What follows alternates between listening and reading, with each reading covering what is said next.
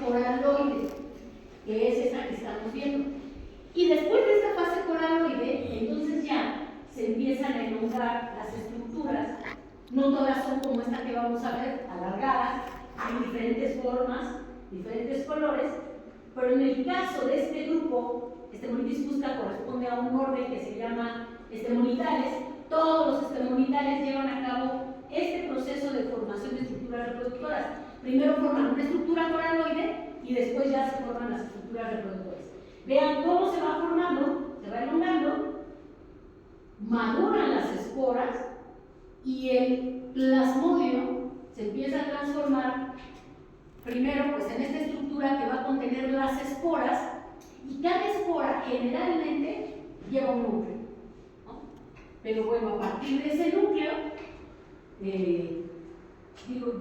a partir de ese núcleo que se puede multiplicar antes de germinar o hasta posteriormente a la germinación, se pueden originar 2, 4 o hasta 8 amigas.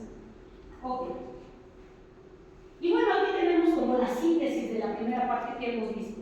El ciclo de vida de los mixomicetes, en donde a partir de una estructura reproductora se liberan las esporas germinan, emerge una amiba, que además también otra cosa interesante es que esta amiba, dependiendo de las condiciones ambientales, si es muy húmedo, va a proyectar un dulipodio, y si es muy seco, entonces se va a quedar en forma de amiba, de estado ameroide. Pero independientemente de si funciona como amiba o células con un dulipodio, se va a llevar a cabo el proceso de reproducción tanto sexual como asexual para formar, aquí solamente se ve el proceso de reproducción sexual, para formar esta nueva célula que va a dar paso a la formación del plasmodio. Entonces aquí se lleva a cabo el proceso primero de la plasmogamia, ya que están unidas las células, el proceso de la cariogamia para formar el cigoto, y a partir de la multiplicación del cigoto, entonces podemos decir que ya tenemos un plasmodio joven, y este plasmodio va a empezar a multiplicar los núcleos para madurar y convertirse en este plasmodio mucho más grande. Si las condiciones ambientales son adversas y hay un ambiente muy seco en esta etapa, entonces se forma el microquiste. Y si las condiciones ambientales son muy secas, o hay mucha insolación, o está dando directamente la luz donde se encuentra el plasmodio, o hay escasez de alimentos, entonces el plasmodio entra en un estado de latencia nuevamente, en donde se forma esta estructura llamada esclerosis. Y entonces el plasmodio o los mixomicetos en general pueden tener estrategias que les permiten establecerse en un ambiente y perdurar por muchísimo tiempo. Entonces este plasmodio en un momento determinado madura y se repite el ciclo. Si nosotros queremos definir las características de estos organismos, pues estos organismos, como dice aquí, son eucariotas, fagótrofos, que pueden ser holótrofos o holozoicos, que en el caso es lo mismo, son fagótrofos, con una fase ameboide y una plasmodial móvil, son de vida libre, tienen un plasmodio acelular, desnudo y multinucleado, con una fase reproductora en la que forman esporas. Ahora la pregunta es, ¿por qué un plasmodio acelular? ¿No dijimos que era unicelular? En la literatura ustedes van a encontrar la definición de este grupo de organismos como organismos acelulares. Y llama mucho la atención porque entonces decimos que no están formados por células. ¿Por qué les dirán organismos acelulares? ¿Qué se les ocurre? ¿Que a alguien se les ocurre ese término tan raro? Que sí, también, ¿no? Alguien lo tenía que definir y le pusieron acelular. ¿Por qué? ¿Por qué se les ocurre? Por el tamaño de su célula. Exactamente, y no solo por el tamaño, sino por las características de la célula. Porque la célula es una célula atípica, no es como todas las células que conocemos, ¿cierto?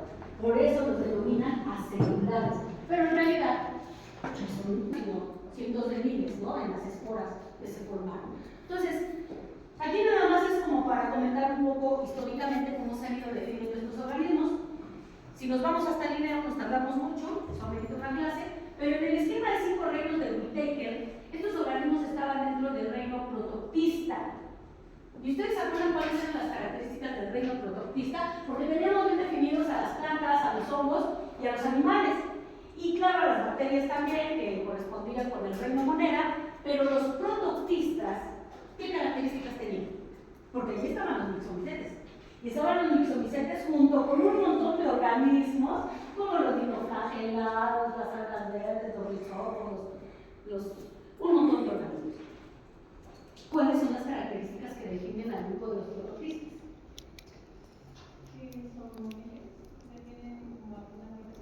No necesariamente. Había grupos que no eran móviles.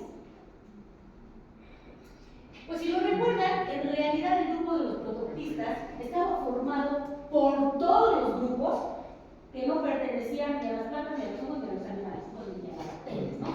Y por eso, generalmente, cuando nos dan nuestras clases de los diferentes esquemas de clasificación, nos dicen que el reino de los protoctistas era el bote de la basura, porque ahí se metía todo lo que no estaba en los otros grupos que estaban bien definidos.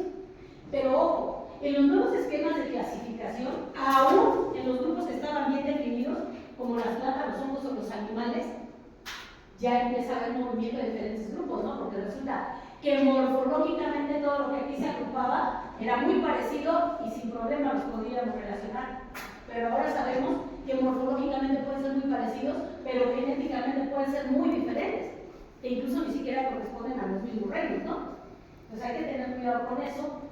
Anteriormente aquí estaban ubicados los mixomicetes, pero ahora, bueno, ahí está la fecha en donde estaban ubicados.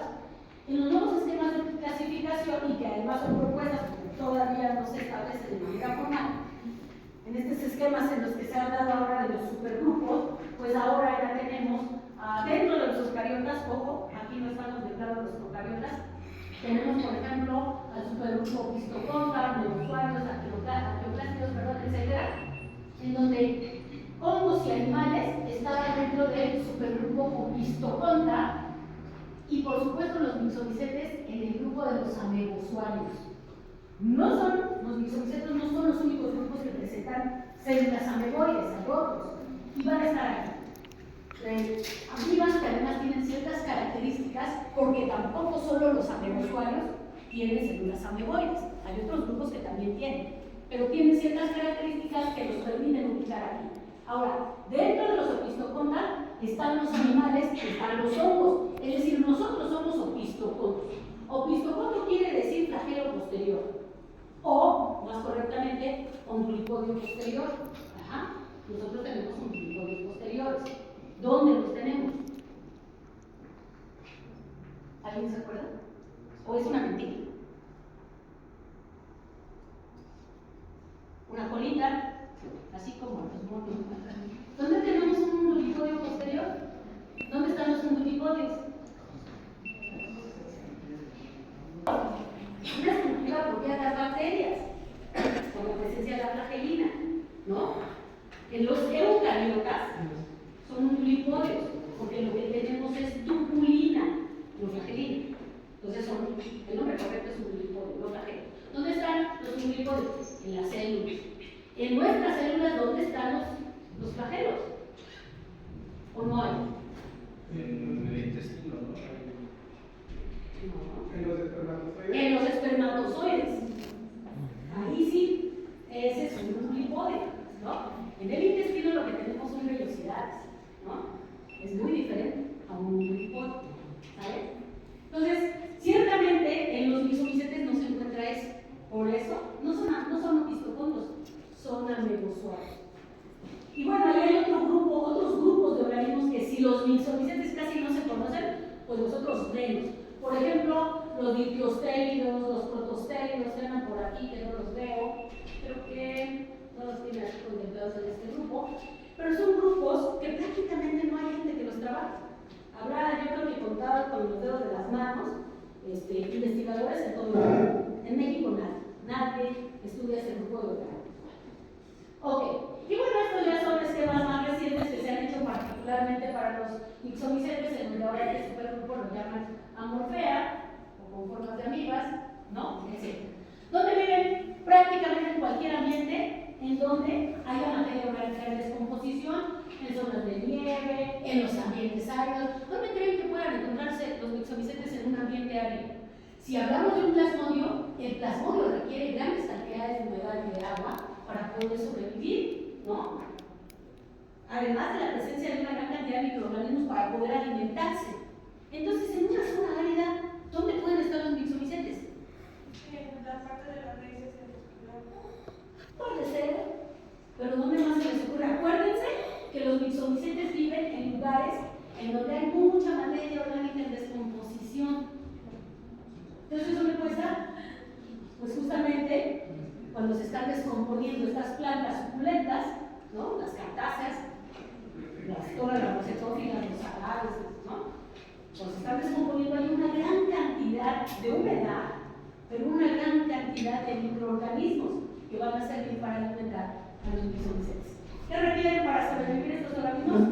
Obviamente humedad, una temperatura más o menos entre los 24 y 28 grados, es como el intervalo. Pero acuérdense que si hay especies que viven en zonas de nieve, a las que se les denomina quionófilas, pues entonces pueden llegar a vivir en lugares en donde son extremadamente fríos o extremadamente calurosos, como en los desiertos, que además son los grupos de organismos o de especies más interesantes, ¿no?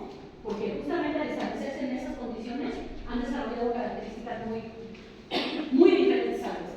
Entonces, hábitat, igual que los hongos, dependiendo de dónde se encuentren, pueden ser en madera vinícolas, cortezas horticícolas, hojas folícolas, etc., ¿no? Esto ya se lo saben ustedes. Ahora vamos a la parte importante. ¿Cuál es la importancia de estos organismos? Bueno, les comentaba que estos organismos se alimentan fundamentalmente de bacterias, aunque no exclusivamente, se pueden alimentar de otros microorganismos. Pero se sabe que el 90% de las amibas que están en el suelo corresponden con el grupo de los mixomicetes. Entonces, la actividad que llevan a cabo los mixomicetes en los suelos, tanto forestales como agrícolas, es muy importante. Aunque no los vemos, si no hay mixomicetes, seguro ese suelo no va a tener características tan favorables para el desarrollo de las plantas, ¿no? Entonces es bien importante que estén presentes estos organismos ahí. Y esto, desde el punto de vista ecológico, o sea, ya alimentarse las bacterias es importante, pero desde el punto de vista ecológico, vean, son alimento de una gran cantidad de insectos. ¡Ay, ya se fue! ¿Qué está pasando? Ya no están viendo el video.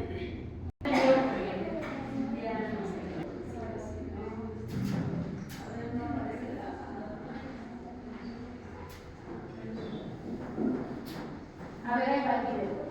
Vean, una gran cantidad de organismos se alimentan de los mixomicetes. ¿Qué organismos? Principalmente escarabajos.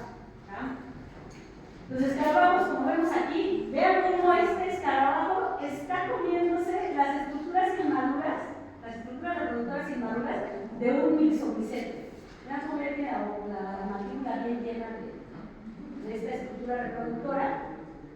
Pero lo interesante es que algunos grupos, algunos géneros, un género llamado Bacterium y otro género llamado Alitosoma, se alimentan exclusivamente de mixomicetes, no tienen otro alimento, solo ese. Y algunos han desarrollado procesos evolutivos muy interesantes. Algunos se alimentan solamente de plasmodios y algunos solamente de esporas. Los que se alimentan de plasmodios han desarrollado una estructura mandibular en forma de embudo para poder succionar al plasmodio. Y los que se alimentan de esporas han desarrollado molares para poder triturar las esporas. Entonces es muy interesante esta dinámica que se da. Entonces, principalmente se alimentan los escarabajos o en general muchos insectos se alimentan de estos organismos. Pero también hay otros grupos como los moluscos, las babosas, los caracoles, las hormigas. Sí, hay una gran cantidad de organismos que se alimentan de ellos. Y vean en este caso como justamente un molusco se va, aquí vemos un molusco que se alimenta de las estructuras reproductoras, aquí está la hormiga, ácaros también se alimentan de los mixomicetes, y vean cómo aquí vamos a ver la forma en la que se alimentan de la agresiva, y vean algunos organismos como ese molusco, ¿no? Se lo echó. Qué bueno que no todos se comen hacia los mixos porque si no se acabarían, ¿verdad? Ahora viene algo bien interesante. Desde el punto de vista experimental o científico, podemos obtener de los mixomicetes una gran cantidad de metabolitos que pueden ser utilizados en diferentes ámbitos, ¿no? Como en la industria farmacéutica, en la industria alimentaria, por ejemplo. que a partir de los plasmodios podemos obtener compuestos antimicrobiales que pueden tener acción contra géneros como estafilococos de bacterias, estafilococos, cándidas, bacillus o bacterias gram negativas.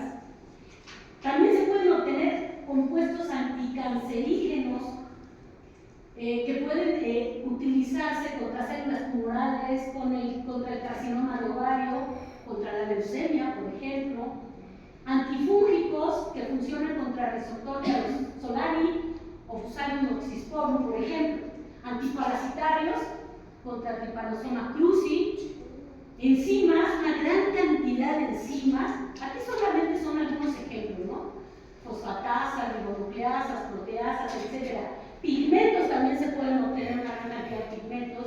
Hay un artículo por ahí en donde hablan de la producción de mixobiodiesel a partir de los lípidos que se obtienen de los mixomicetos, incluso podemos obtener hormonas. Y bueno, voy a hacer un comercial aquí. Son muy interesantes. En México prácticamente nadie aborda este tema. Recientemente se han empezado a hacer algunos estudios muy pequeños, pero nos hemos llevado una sorpresa por la gran cantidad de compuestos que hemos encontrado. Y déjenme decirles, aquí me voy a ver muy mal, pero aquí está con nosotros la doctora Dolores, un chico de licenciatura con interés y lo empezó a hacer. ¿Y qué creen? Que en una especie, trabajó 3 especies diferentes de mixomicetes. En una especie aquí les presento solamente un ejemplo, Dicogalepidendum, en donde se obtuvieron una cantidad de metabolitos y compuestos muy interesantes. Aquí solamente son ejemplos, ¿no?, de lo que se obtuvo, ¿no?, la estructura química que presentaba lo que se obtuvo y la aplicación que tienen estos compuestos. Pero obviamente, pues este tipo de investigaciones son largas.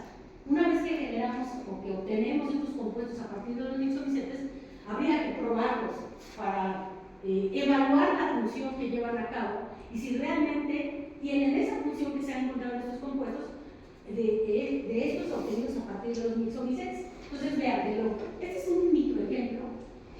Por ejemplo, algunos tenían una capacidad antibacteriana o antioxidante, descongestionante nasal, antibiótico, fungicidas, estimulantes psicoactivos, compuestos para fragancias y saborizantes, anticancerígenos, antimicrobiales.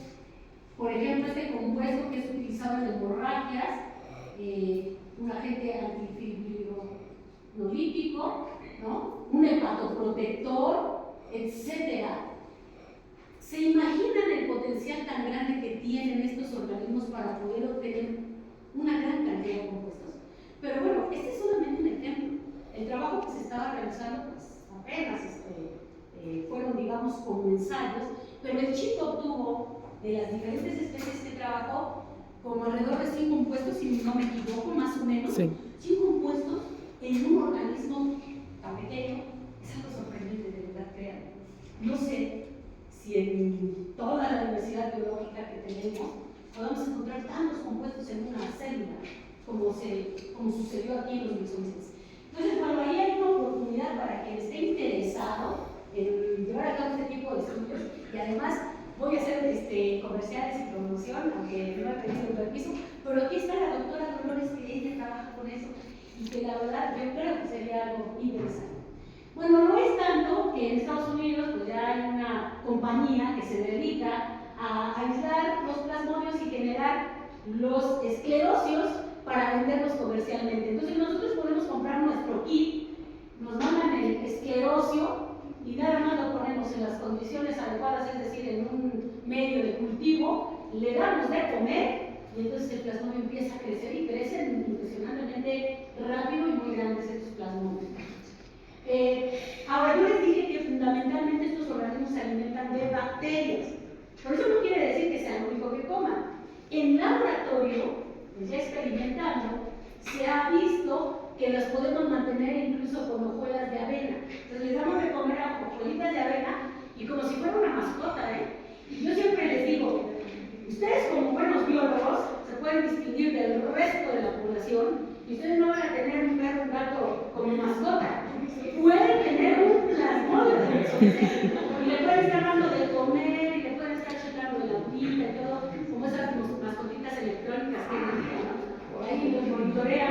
Y cuando ya sea demasiado grande, pueden aislar un fragmento para generar las estructuras reproductoras.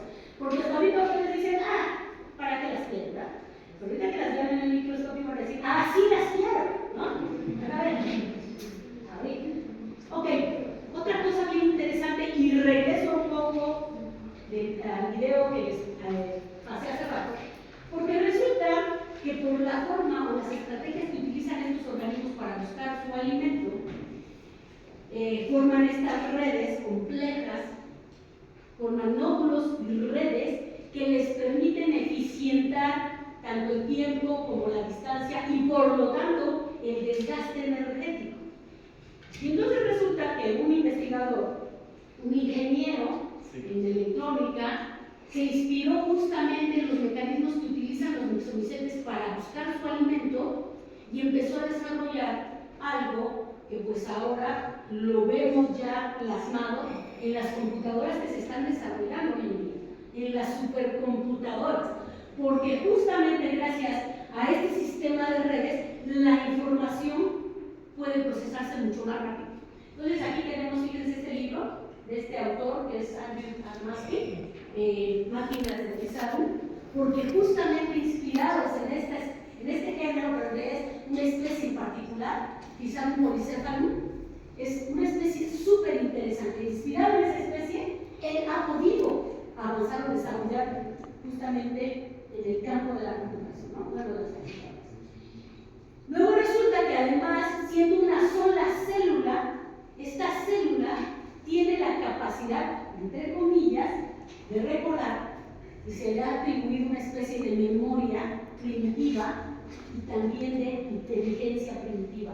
¿Por qué? En el caso de la memoria, se ha observado, y que esto más bien es como una respuesta química más que memoria como tal, porque se ha observado que los plasmodios van pasando por un sitio y van dejando una capa mucilaginosa, como las babosas, ¿no? Cuando pasan, van dejando esta capa mucilaginosa, y cuando el plasmodio vuelve a llegar al punto en donde está esta capa mucilaginosa, ya no pasa por ahí.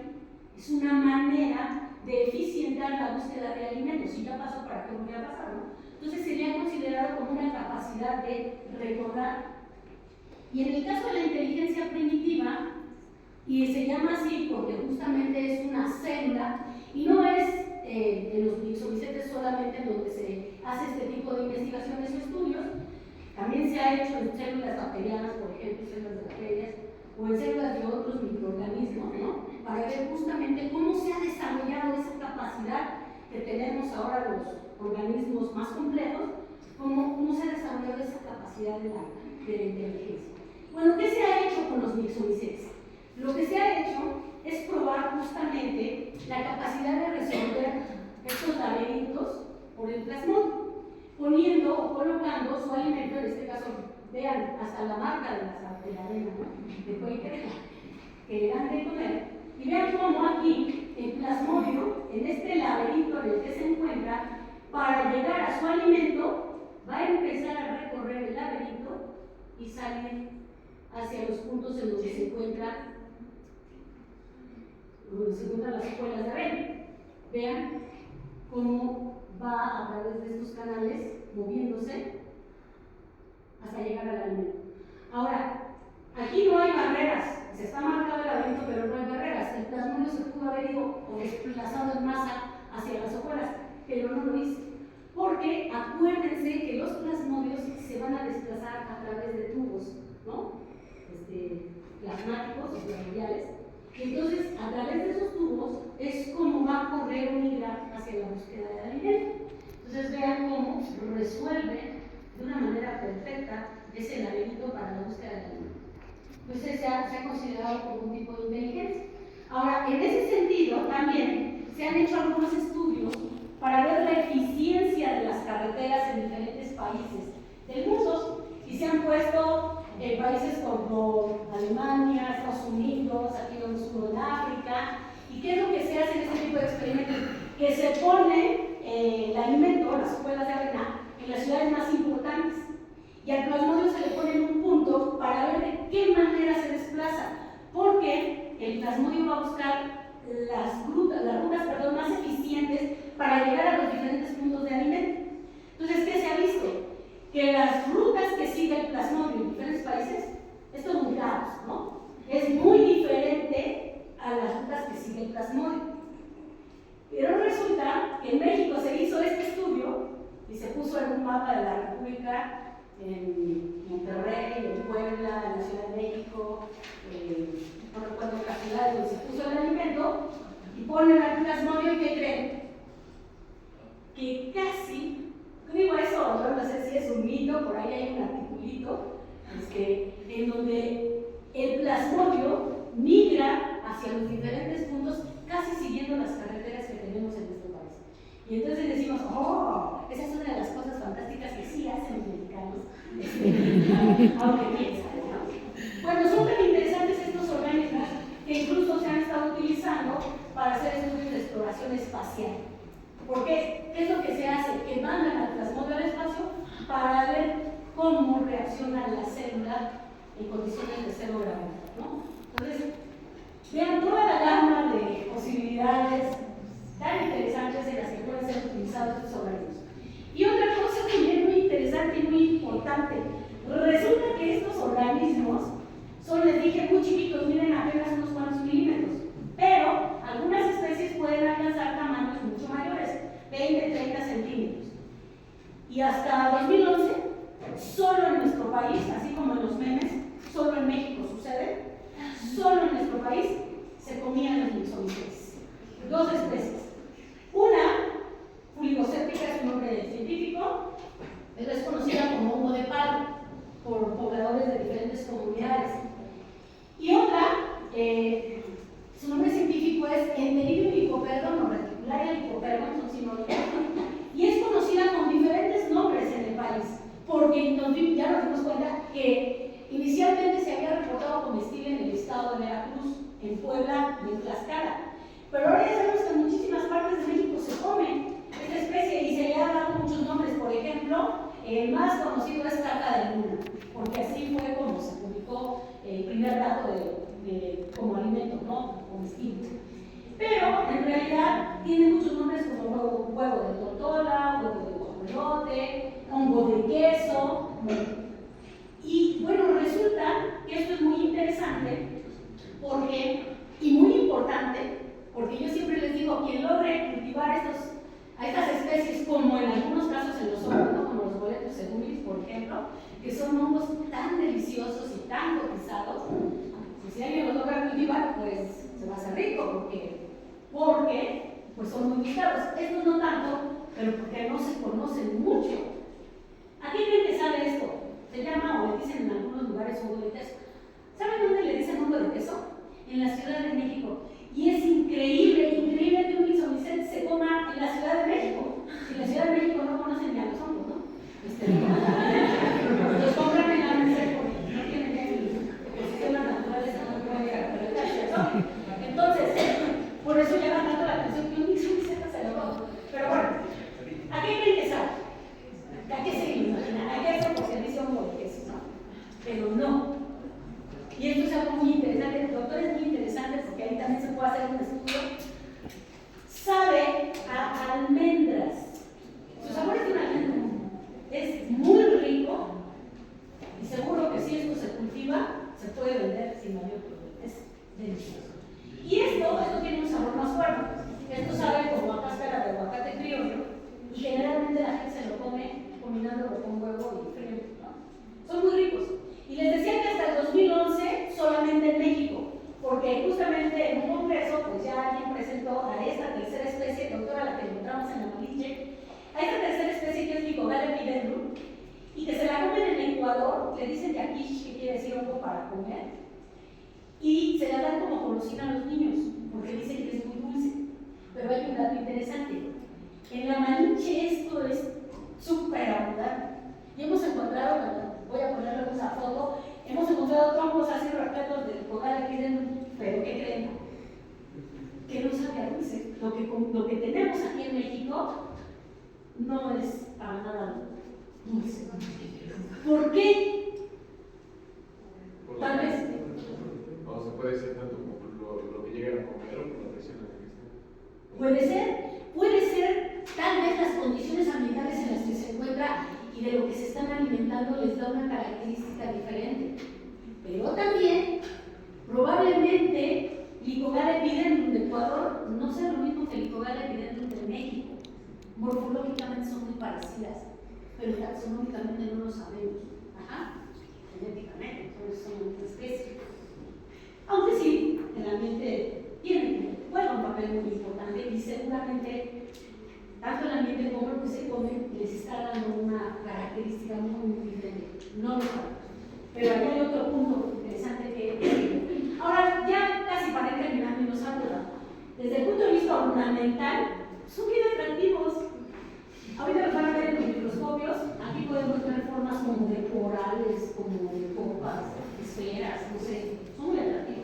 Tanto que en algunos países, pues, la gente se ha inspirado para hacer como estas galerías de arte. Aquí hicieron un transporte, aquí dibujaron algunos esporocarpos de los mixomicetes. En Japón, por ejemplo, que hacen estos pergaminos con imágenes de mixomicetes, aquí todos estos son mixomicetes. O estas maquetas que corresponden a las estructuras reproductoras de los mixomicetes. Ahora ya